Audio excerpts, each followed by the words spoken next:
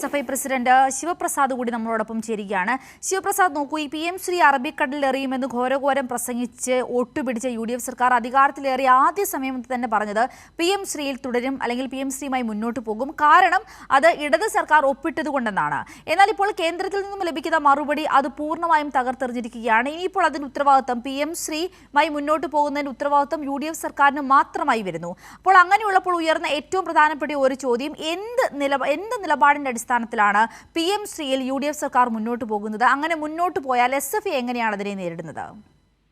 ഇത് വളരെ ഗൗരവമുള്ളതും കേരളം പോലെ എല്ലാ കാലത്തും വർഗീയതക്കെതിരെയും അതോടൊപ്പം തന്നെ മതനിരപേക്ഷതയ്ക്ക് വേണ്ടി നിലപാട് സ്വീകരിച്ചൊരു സംസ്ഥാനം അതീവ പ്രാധാന്യത്തോടുകൂടി കാണുന്നൊരു വിഷയമാണ്.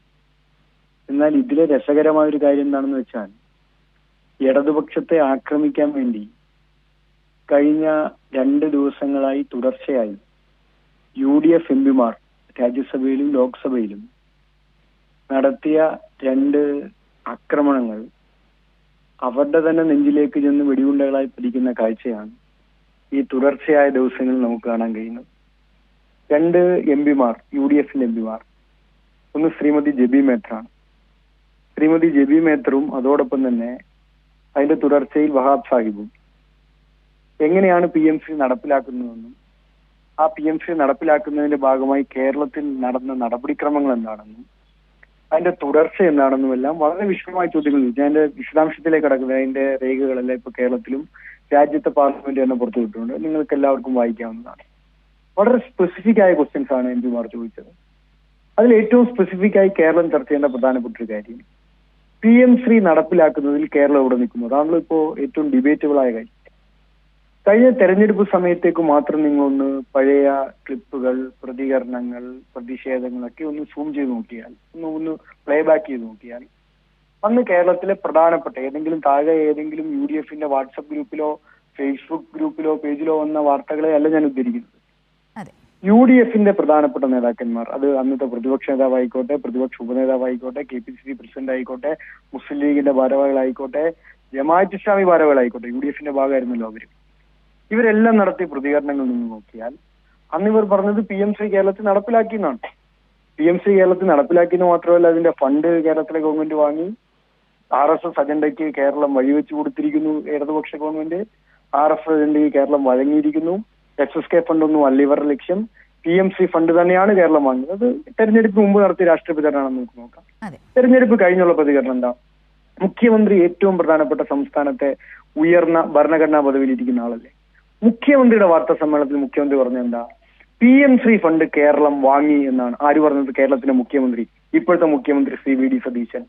ഭരണഘടനാ പദവിയിൽ ഇരിക്കുന്ന ഒരാൾ പച്ചക്കള്ളമാണ് കേരളത്തിൽ വാർത്താ സമ്മേളനത്തിൽ പറഞ്ഞതെന്ന് അദ്ദേഹത്തിന്റെ പാർട്ടിയുടെ MPയുടെ ഉത്തരത്തിൽ നിന്ന് ഇന്ന് കേരളത്തിൽ ബോധ്യപ്പെട്ടു എന്നതാണ് ഇതിലെ ഏറ്റവും വലിയ പ്രോഗ്രസ് എന്ന് നാം തിരിച്ചറിയണം. കാരണം ജെബി മേത്തറുടെ ഉത്തരത്തിന്റെ ഭാഗമായി ഒരു ഭാഗവും വഹാബ് സാഹിബിന്റെ ഉത്തരത്തിന്റെ ഭാഗമായി ആരെല്ലാമാണ് PM ശ്രീ ഫണ്ട് ഇതുവരെ കൈപ്പറ്റിയെന്നുള്ള ലിസ്റ്റും പുറത്തു വരുമ്പോൾ ഏതാണ്ട് 26 സംസ്ഥാനങ്ങളും യൂണിയൻ ടെറിട്ടറി ഉൾപ്പെടെ വളരെ നീണ്ടൊരു പട്ടിക, NCERT സ്ഥാപനങ്ങൾ, കേന്ദ്രീയ വിദ്യാലയങ്ങൾ ഉൾപ്പെടെ നീണ്ടൊരു പട്ടിക കേന്ദ്ര ഗവൺമെന്റ് PM ശ്രീ ഫണ്ട് വാങ്ങിയവരുടെ പട്ടികയായി പുറത്തുവിടുമ്പോൾ അതിൽ കേരളം എന്നൊരു സംസ്ഥാനത്തിന്റെ പേരില്ല. എന്തുകൊണ്ടില്ല? അതില്ലാത്തതിന്റെ കാരണം കേരളം PM ശ്രീ ഫണ്ട് 1 രൂപ പോലും കൈപ്പറ്റിയിട്ടില്ല. ഇടതുപക്ഷം കേരളം ഭരിക്കുമ്പോൾ അത് ഇടതുപക്ഷ നയമായിരുന്നില്ല. എന്താണ് കേരളത്തിൽ ഇടതുപക്ഷ ഗവൺമെന്റ് വിശദീകരിച്ചത്? ഈ പദ്ധതിയുടെ ഭാഗമായി മെമ്മോറണ്ടം ഓഫ് അണ്ടർസ്റ്റാൻഡിങ്, അതാണല്ലോ ഇപ്പൊ UDF ഉയർത്തിപ്പിടിക്കുന്നത്. മെമ്മോറണ്ടം ഓഫ് അണ്ടർസ്റ്റാൻഡിങ് എന്ന് ഒപ്പിട്ടത് കേരളത്തിന് അർഹതപ്പെട്ട SSK ഫണ്ട് ഈ കേന്ദ്രാവിഷ്കൃത പദ്ധതിയുടെ ഭാഗമായി ക്ലബ് ചെയ്യുകയും അതിനുള്ള അവകാശം കേന്ദ്ര ഗവൺമെന്റ് ഉണ്ട്. കാരണം SSKയും കേന്ദ്ര ഗവൺമെന്റിന്റെ പദ്ധതിയാണ്, PM ശ്രീയും കേന്ദ്ര ഗവൺമെന്റ് ഫണ്ട് പദ്ധതിയാണ്. NEP, PM ശ്രീയും SSKയും എല്ലാം ബന്ധിപ്പിക്കുന്ന അവരുടെ പൈലറ്റ് പ്രോജക്റ്റ് ആണ്. അപ്പൊ അത് കേന്ദ്ര ഗവൺമെന്റ് അവകാശമാണ്. അവർ പ്രഖ്യാപിക്കുകയാണ് SSK ഫണ്ട് ഞങ്ങൾ തരില്ല. കേരളം പോലെ ഒരു ഉപഭോക്തൃ സംസ്ഥാനത്തിന്, വളരെ പരിമിതമായ സാമ്പത്തിക സംവിധാനങ്ങളുള്ള സംസ്ഥാനത്തിന് SSK പോലെ ഏറ്റവും പ്രായോഗികമായി സ്കൂൾ വിദ്യാഭ്യാസത്തിൽ ചലിപ്പിക്കാൻ ഉപയോഗിക്കുന്ന ഒരു ഫണ്ട് വർഷങ്ങളായി മുടങ്ങിക്കിടന്നാൽ ഇവിടുത്തെ ഉച്ചക്കഞ്ഞിയെ, ഉച്ചഭക്ഷണത്തെ ഉൾപ്പെടെ ബാധിക്കുമെന്ന ഘട്ടത്തിലേക്ക് എത്തുമ്പോഴാണ് എങ്ങനെയുമായി SSK ഫണ്ട് നേടിയെടുക്കണമെന്ന തീരുമാനത്തിന്റെ ഭാഗമായി മെമ്മോറണ്ടം ഓഫ് അണ്ടർസ്റ്റാൻഡിങ്ങിൽ കേരളത്തിലെ ഗവൺമെന്റ് ഒപ്പുവെക്കുന്നത്. എന്നിട്ട് കിട്ടുന്ന 94 കോടി രൂപ എന്തിന്റെ ഫണ്ടാണ്? ജബി മേത്തറിന്റെ ചോദ്യത്തിന് നല്ല വൃത്തിയായി കേന്ദ്ര ഗവൺമെന്റ് പറയുന്നു, കേരളത്തിന് ലഭിച്ച 94 കോടി രൂപ it's A part of SSK fund. ഏത് വർഷത്തെ? 2024-25 സാമ്പത്തിക വർഷത്തെ. 24-25 സാമ്പത്തിക വർഷത്തെ SSK ഫണ്ടാണ് മെമ്മോറണ്ടം ഓഫ് അണ്ടർസ്റ്റാൻഡിൽ ഒപ്പിട്ടത് വഴി ഇടതുപക്ഷ ഗവൺമെന്റ് നേടിയെടുത്തതെന്ന് പറയുമ്പോൾ ഇടതുപക്ഷ ഗവൺമെന്റിന്റെ ഉദ്ദേശശുദ്ധി കൃത്യവും വ്യക്തവുമായിരുന്നെന്നും ആ ഉദ്ദേശശുദ്ധി കേരളത്തിലെ പൊതുവിദ്യാലയത്തിന്റെ വിദ്യാഭ്യാസത്തിന്റെ മുന്നോട്ട് പോക്കായിരുന്നെന്നും അക്ഷരം പ്രതി തെളിയിക്കുന്നുവെന്ന് ഒരു ഭാഗത്ത് നാം കണ്ടോളണം. രണ്ടാമത്തെ ഭാഗം എന്താ? മുഖ്യമന്ത്രി പറഞ്ഞ കള്ളം അവിടെ നിൽക്കുകയാണ്. PMC ഫണ്ട് വാങ്ങി. ഇപ്പൊ ഇവര് പറയുന്നത് എന്താ? നമുക്കിതിനകത്തുനിന്ന് ഒഴിവായി പോകാൻ കഴിയില്ല. ഇതാണല്ലോ ഇപ്പൊ പ്രധാനപ്പെട്ട ചർച്ച. ഒന്ന് ഫണ്ട് വാങ്ങി, അത് പൊളിഞ്ഞു. രണ്ടാമത്തെ എന്താ? ഇതിനകത്തുനിന്ന് ഒഴിവായി പോകാൻ കഴിയില്ല. എന്താ ഇതിനകത്ത് പറയുന്നത്? മെമ്മോറണ്ടം ഓഫ് അണ്ടർസ്റ്റാൻഡിങ് ഒപ്പിട്ടതായിക്കോട്ടെ ഒപ്പിടാത്തവരായിക്കോട്ടെ അവർക്കിതിൽ നിന്ന് വിഡ്രോ ചെയ്യാം എന്നാര് പറയുന്നു? കേന്ദ്ര ഗവൺമെന്റ് പറയുന്നു. എന്ന് മാത്രമല്ല, ഈ മെമ്മോറണ്ടം ഓഫ് അണ്ടർസ്റ്റാൻഡിങ്ങിന്റെ തുടർച്ചയിൽ ചലഞ്ചിങ് ആയി സ്കൂളുകളുടെ പേര്, ഈ പ്രത്യേക ടേമാണ് അവർ ഉപയോഗിക്കുന്നത്, സ്കൂളുകളുടെ ടേം ചലഞ്ചിങ് പ്രോസസ്സിലൂടെ കണ്ടെത്തി ആ സ്കൂളുകളുടെ ലിസ്റ്റ് കൈമാറിയെങ്കിൽ മാത്രമേ PMC കേന്ദ്ര ഗവൺമെന്റ് നടപ്പിലാക്കാൻ കഴിയൂ എന്ന് വ്യക്തമായി രാജ്യത്തിന്റെ പാർലമെന്റിൽ ഉത്തരം ലഭിച്ചിരിക്കുകയാണ് കേന്ദ്ര ഗവൺമെന്റ്. അപ്പൊ ഇത് വ്യക്തമാക്കുന്ന കാര്യം എന്താ? കേരള ഗവൺമെന്റ്, ഏത് ഗവൺമെന്റ്? ഇടതുപക്ഷ ഗവൺമെന്റ് SSK ഫണ്ട് ലഭിക്കുന്നതിന് നടത്തിയ തന്ത്രപരമായ ഒരു ഇടപെടൽ അന്ന് ഏതൊക്കെ തരത്തിൽ ദുർവ്യാഖ്യാനിക്കാമോ, ഏതൊക്കെ തരത്തിൽ രാഷ്ട്രീയമായ മുതലെടുപ്പിന് ഉപയോഗിക്കാമോ, ഏതൊക്കെ തരത്തിൽ RSSുമായി ഇടതുപക്ഷത്തെ ബന്ധിപ്പിക്കാൻ വേണ്ടിയുള്ള ഇല്ലാക്കഥകൾ പ്രചരിപ്പിക്കുന്നതിന് ഉപയോഗിക്കാമോ, അതിനെല്ലാം ഉപയോഗിച്ചൊരു കൂട്ടർ ഇന്ന് ഫണ്ടിന്റെ പേര് പറഞ്ഞ് യഥാർത്ഥ PMC തന്നെ നടപ്പിലാക്കാൻ പോകുമ്പോ കേരളം യഥാർത്ഥ ആട്ടിൻതോലിട്ട ചെന്നായ്ക്കളെ തിരിച്ചറിയുന്നു എന്ന സ്ഥിതിയിലേക്ക് എത്തിപ്പെട്ടിരിക്കുന്നു. നിങ്ങൾ മനസ്സിലാക്കേണ്ടത് PMC നടപ്പിലാക്കുക എന്നത് UDFന്റെ രാഷ്ട്രീയ തീരുമാനമാണ്. കഴിഞ്ഞ തെരഞ്ഞെടുപ്പിൽ UDFും BJPയുമായി എടുത്തിരിക്കുന്ന രാഷ്ട്രീയ ധാരണയിൽ ഏറ്റവും പ്രധാനപ്പെട്ട രാഷ്ട്രീയ ധാരണ PMCയുമായി ബന്ധപ്പെട്ടാണ്. PMC ആണ് UDFന്റെയും BJPയുടെയും പാലം. ആ UDFന്റെയും BJPയുടെയും പാലമായ PMC കേരളത്തിൽ നടപ്പിലാക്കുക എന്നത് അവരുടെ രാഷ്ട്രീയ തീരുമാനമാണ്. അത് UDFന്റെ രാഷ്ട്രീയ തീരുമാനമാണ്, BJPയുടെ രാഷ്ട്രീയ തീരുമാനമാണ്. ആ രാഷ്ട്രീയ തീരുമാനം അവർ ഇംപ്ലിമെന്റ് ചെയ്യാൻ പോകുന്നു. അതാണ് UDF കൺവീനർ ഇന്നലെ വ്യക്തമാക്കി. ഇന്ത്യക്കാരനല്ലോ പറഞ്ഞ നമ്മുടെ നാട്ടിലെ ഒരു പാർലമെന്റ് മെമ്പറും കൂടിയാണ്. അതാ പ്രത്യേകത.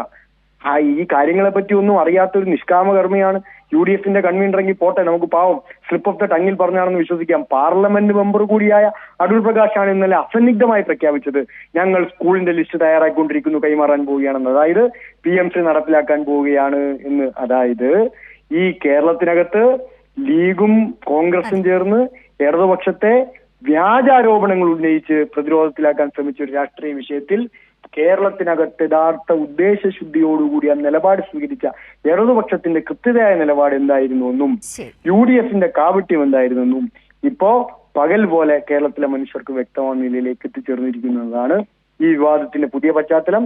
ഒരു കാര്യം അസന്നിഗ്ധമായി ഞങ്ങൾ പ്രഖ്യാപിക്കുന്നു, ആദ്യഘട്ടത്തിൽ ഇടതുപക്ഷ ഗവൺമെന്റ് മെമ്മോറണ്ടം ഓഫ് അണ്ടർസ്റ്റാൻഡിംഗ് ഒപ്പിടുമ്പോൾ തന്നെ SFI കേരളത്തിലെ പ്രധാനപ്പെട്ട വിദ്യാർത്ഥി പ്രശ്നം ഞങ്ങൾ കേരളത്തിലെ വിദ്യാഭ്യാസ മന്ത്രി നേരിട്ട് കണ്ടു പറഞ്ഞൊരു കാര്യമുണ്ട്. ഒരു കാരണവശാലും PMC സ്കൂളുകളിലേക്ക് നിങ്ങൾ എത്തിക്കരുത്. അന്ന് കേരളത്തിലെ വിദ്യാഭ്യാസ മന്ത്രി സഖാവ് V ശിവൻകുട്ടി പറഞ്ഞത് ഒരു കാരണവശാലും PMC സ്കൂളുകൾ നടപ്പിലാക്കില്ല. ഞങ്ങൾക്ക് ആ ഗവൺമെന്റിനെ വിശ്വാസം ഉണ്ടോ എന്ന് പലരും ചോദിക്കുന്നു. ഞങ്ങൾക്ക് വിശ്വാസമുണ്ട്. കാര്യം എന്താ? ഇപ്പൊ പുറത്തു വന്ന വാർത്തകൾ ഉൾപ്പെടെ അക്ഷരം പ്രതി ശരിവെക്കുന്നത് കേരളത്തിലെ ഇടതുപക്ഷ ഗവൺമെന്റ് സ്കൂളിൽ PMC നടപ്പിലാക്കിയില്ല എന്നാണ്. അപ്പൊ ഇപ്പോ UDF ഗവൺമെന്റിനോട് ഞങ്ങൾ പറയുന്നത് അന്ന് ഇടതുപക്ഷ ഗവൺമെന്റിനോട് പറഞ്ഞ അതേ വാചകമാണ്. സ്കൂളുകളിലേക്ക് PMC എടുത്തോണ്ട് ഇറങ്ങാം എന്ന് നിങ്ങൾ ഒരു കാരണവശാലും തെറ്റിദ്ധരിച്ചു പോയേക്കരുത്. അങ്ങനെ ഇറങ്ങിയാൽ ലീഗ് ആഫീസിലെയും കോൺഗ്രസ് ആഫീസിലെയും അണികൾ ഒരുപക്ഷെ നിങ്ങൾക്ക് വേണ്ടി പാട്ടുപാടാനും കാലുതിരുമാനും കൈകൊട്ടാനും കേരളത്തിൽ ഉണ്ടായേക്കാം. പക്ഷെ അവരുടെ ആരുടെയും പിന്തുണ കൊണ്ട് കേരളത്തിലെ പൊതുവിദ്യാലയത്തിനകത്ത് PMC എടുത്തുകൊണ്ട് ശംസുദ്ദീനോ VD സതീഷിനോ ഇറങ്ങി നടക്കാൻ കഴിയില്ല. അങ്ങനെ അതിശക്തമായി കേരളത്തിന്റെ മന്ദിരപേക്ഷ മനസ്സിനെ ഒപ്പം ചേർത്ത് PMC സ്കൂളുകളിലേക്ക് എത്തിക്കാനുള്ള UDF ഗവൺമെന്റിന്റെ നയത്തിനെ നിശിതമായി വിമർശിക്കുകയും രാഷ്ട്രീയമായി നേരിടുകയും വിദ്യാർത്ഥികളെയും മതനിരപേക്ഷവാദികളെ അണിനിരത്തി പ്രതിരോധിക്കുകയും ചെയ്യും. ആ കാര്യത്തിൽ ഒരു സംശയവും വേണ്ടതില്ല.